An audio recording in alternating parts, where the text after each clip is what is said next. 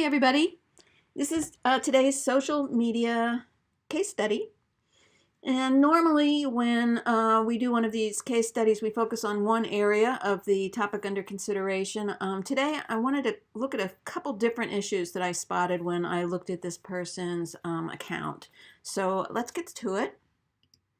This is Sue's First Light Photo Instagram account. And as you can see, she has some gorgeous photography. So I have absolutely nothing to say about the images themselves. However, one thing that I did notice right off when I first started scrolling down, it's a kind of a minor point. I wouldn't worry about it too much, but there are certain clusters of very similar looking photos, and I think you have such gorgeous photos. I think it might be a nice idea to kind of spread those out unless you were trying to make some sort of point, like three in a row. But even if you did three in a row, it's going to get skewed when you add new photos. So I would spread those out a little bit. Maybe if you do one red rose photo here, wait a week before putting the next one in, and so forth. Otherwise, they kind of distract from each other and they take away from each other rather than adding and supporting each other. We also have a couple cats right next to each other, and we have two photos that look almost identical. If you don't look closely enough, they look almost identical, so it's a little confusing why they're there. So this happens in a couple different places as I scroll down. And I wanted to mention that you might consider, just keep that in mind. Here are two very similar looking images right next to each other. You might want to break those up. Also, we have an occasional one that just doesn't even look like it fits in this account. I would avoid that. This doesn't look like it appeals to the same people that this would appeal to. So this, I guess, was Valentine's Day. We could let that slide, although I probably would have preferred to see a Valentine setup that you had created and photoed. But still, it's all right. This one, though, it just seems completely out of place. So that's pretty much all I have to say about the photos themselves, just to kind of split that up a little and make it a little more interesting. Here's two others that look very similar to each other.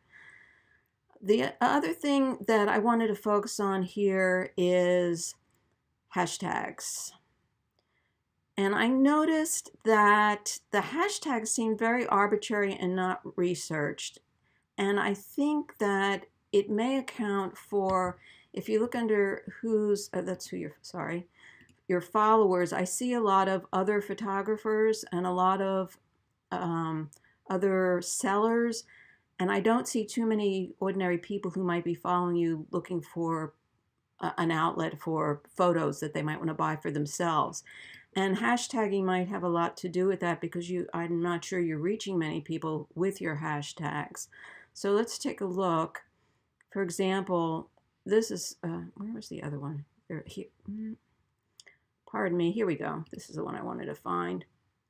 I love all your photos, but this one really stood out for me. And so I went and I looked at the hashtags. And first of all, you're only using a handful. There are 30. Sometimes I find that I can't use a full 30. It shuts down on me. But at least 28, 29, or 30, there's no reason not to use all those. It gives you, every single new hashtag gives you another opportunity to reach somebody. So it's really useful to use all your hashtags. If you don't want to put them here, you can, there's ways to separate them out, which I'll talk about some other time. And you can also put them in in your first comment. So definitely optimize the amount of hashtags you're using. Some of these hashtags, let's look at flowers. 84 million posts.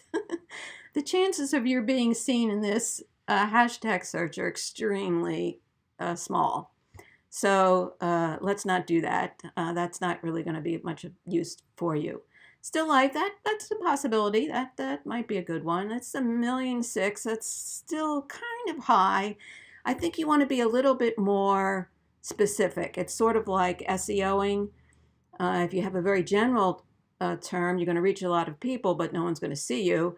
If you do it too specific, there's hardly anybody going to be seeing it. So you need to strike a balance there somewhere. For example, orange tulips, let's see what that looks like. Maybe that's on the small side, might be worth it. Tulip photo, I would have thought would be a good one. A lot of flower photos, rustic flowers, things like that. You can research them. The tulips is going to be quite high again, a little bit too much competition there. And we'll in a minute, I think I will show you how you research hashtags. As you might know, when you research hashtags on Instagram, you're not seeing the hashtags that people search on. They don't give us that information. What you're seeing is the hashtags that other people are using in their own posts. So it doesn't really give you an accurate idea of how people are searching. However, statistically speaking, it does give you some sense of the kinds of hashtags that other people have found useful. So it's a helpful, not perfect, but at least it does give you some idea. So let's get out of here. Let's take a look at one more just to check it. Slightly different one. Sleepy face. Cat's Instagram. So cat, I would expect that to be huge. So it's like 111 million posts. That seems quite unlikely you'll be seen with that hashtag. So let's shut that down. Here's a search bar, and here's where you search for hashtags. So when I have flower photos, I use flower photo a lot in flower photography, which I noticed you do use sometimes. So flower photo, 97, that's a pretty good number actually.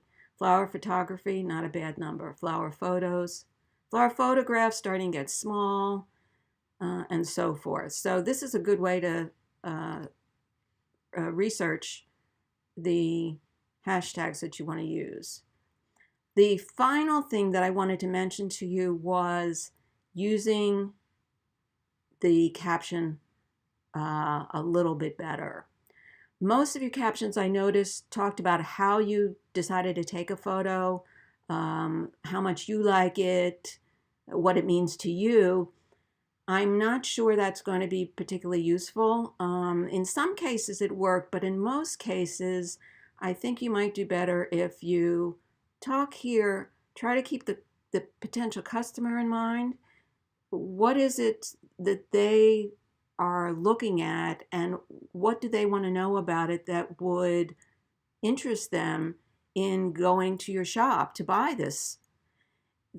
If you just give them the story of how it was taken, they might just think, well, that's an interesting story, but it really doesn't matter to the customer how you got the picture necessarily.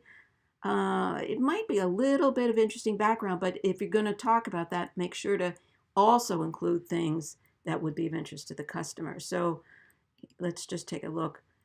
Always want to photograph this tree. Magnolia's beauty so fleeting. That's not bad, but still it doesn't quite get to the customer, but it's not bad. Spotted this tree on my way to work yesterday. That's pretty blah.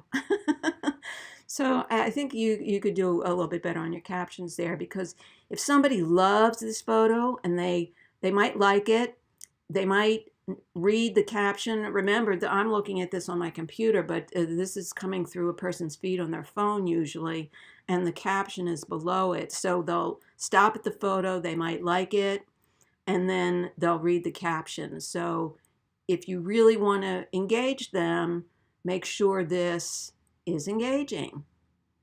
So very good. Obviously, you really have a very good foundation for this account, but I think that you can do a lot better in reaching people that you want to reach, engaging them better, and using this account with more leverage to get people to go to your shop.